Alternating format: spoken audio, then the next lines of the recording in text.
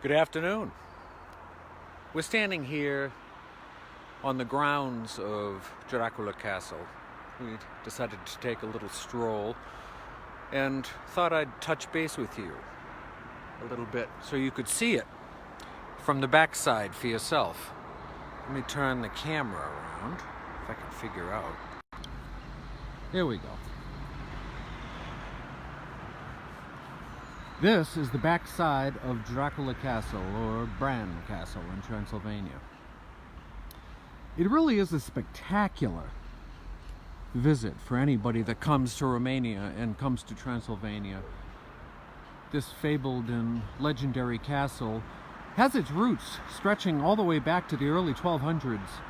1211 to 1221 is when originally the Hungarian king gave permission to the local townspeople to construct a wooden fortress up on top of this knoll right here. And you can see the base of it where they, year after year and literally decades after decades, chipped away and created the base of the castle.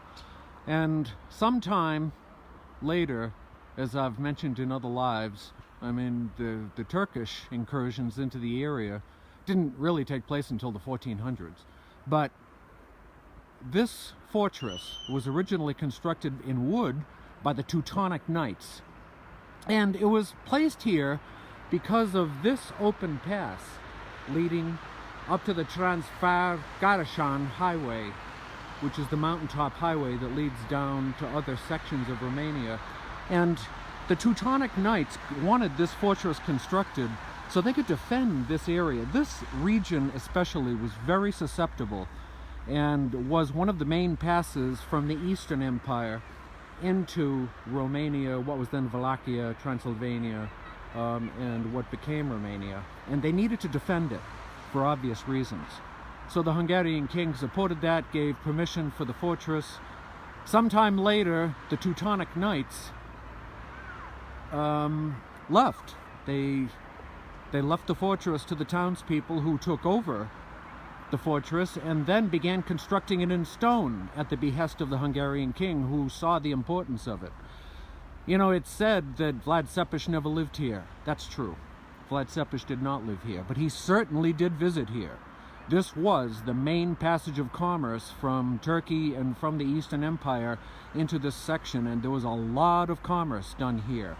Down below you can see fields where originally there were festivals held and gatherings, sacrifices. This past October we showed you a video of an animal sacrifice festival that still to this day runs. You can see here down below the ruins of what was then the base part of the garrison of the castle, where troops would spend their time guarding the front, what was then the front. The actual front of the castle, everybody thinks it's on the opposite side. It's not.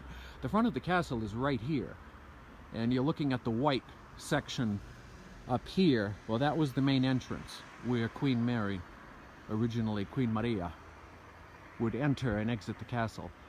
And well, as time went on, the castle turned to stone. They fortified it and rebuilt it, and over the centuries it just kept being built up until finally, after the advent of the 20th century, after World War I came to a close, the city of Brașov gave this castle as a gift to Queen Marie, who was the granddaughter of Queen Victoria, and she married King Ferdinand, the nephew of King Carol I. So, like I said, we just wanted to show you the backside, well, what everybody thinks is the backside, but this is actually the front of the castle. And we wanted to show you what it looks like, and to show you some of the paths leading. You can see they have paths, walking paths back here that you can walk through, and you can go around the castle yourself if you ever come to visit.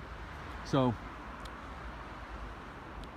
ladies and gentlemen, the front of Bran Castle, Dracula Castle.